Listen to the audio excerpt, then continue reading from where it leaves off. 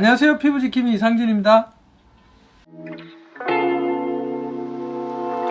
여러분, 저희가 10번째 써마지 논문이 나왔습니다. 축하해 주십시오. 이번 10번째 아이써마지에 관한 논문은 특별한 의미가 있습니다. 아이써마지 FLX 논문은 전 세계에서 저희가 최초로 스터디 결과를 발표를 하게 되는 겁니다. 요즘 AI가 화두입니다.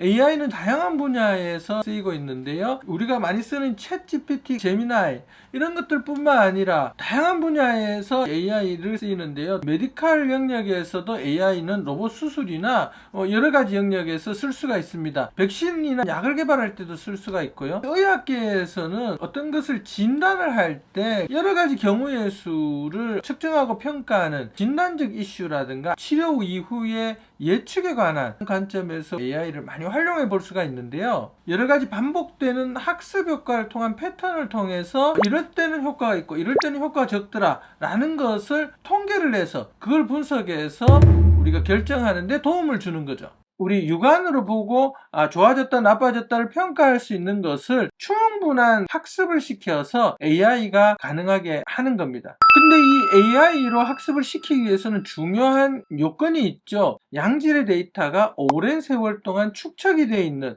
이런 것들을 통해서 좀 더 좋은 학습의 결과가 나오는 겁니다. 일반인들이 보는 이 치료를 해서 결과가 좋을 거다 나쁠 거다 라고 하는 것이 아니라 쭉 20년 동안 환자들을 측정하고 평가한 의사들이 학습의 데이터에 관여를 하면 좀 더 좋은 결과를 낼 수가 있는 거죠. 20년 가까이 써마지를 가지고 여러 가지 치료를 하면서 측할 수 있는 시스템이 있으면 좋겠다 했던 것들 중에 하나가 바로 눈꺼풀이나 눈 주위에 관한 시술입니다. 아이써마지를 시술할 때 치료를 하면 결과가 좋을 건가요?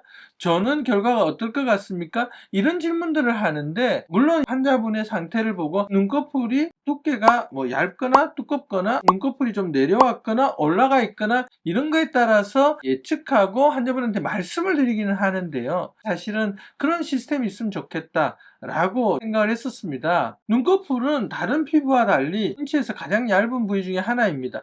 눈꺼풀이 동양인은 서양인보다 더 두껍고 그 중에 많은 분들이 반금하수라고 하죠. 눈꺼풀을 뜰 때의 힘이 작은 분들은 이마를 이용해서 눈꺼풀을 뜨게 됩니다. 이런 의학적인 현상들까지 감안을 해서 어떤 분들한테 이런 치료를 하면 가장 효과적일지가 늘 저희도 고민이었습니다. AI를 활용해서 아이써마지의 치료 결과를 예측할 수 있는 딥러닝 스코어링 시스템을 저희가 개발을 해서 이번에 논문을 발표를 하였습니다. 저희가 20년 동안 경험했던 많은 데이터들, 치료의 결과들과 치료의 결과를 보면서 학습한 다양한 데이터, 바로 이런 것들이 저희가 이번에 AI를 통한 아이써마지의 치료 예후에 대한 판단을 논문화시켜서 발표를 하는 결과를 만들어낸 거죠.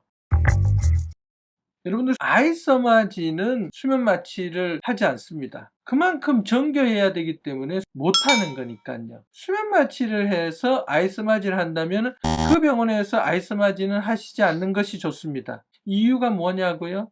바로 여러분들의 안전을 위해서입니다. 실제로 눈꺼풀을 덮고 있는 안구와 눈꺼풀 사이에 보호막을 씌우는 것이 중요한데요. 이런 것들이 바로 아이써마지가 쉽게 수면 마취를 하고 시술하지를 못하게 하는 이유인 겁니다.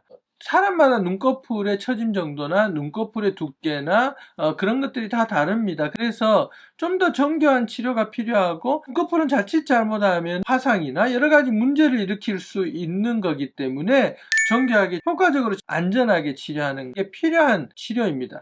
아이써마지를 시술할 때는 안전이 가장 중요하고요. 아이써마지를 받았을 때 효과가 얼마나 좋을 건지 예측해 보는 것, 이런 게 아이써마지 시술 선택에 있어서 가장 중요한 선택의 요소입니다.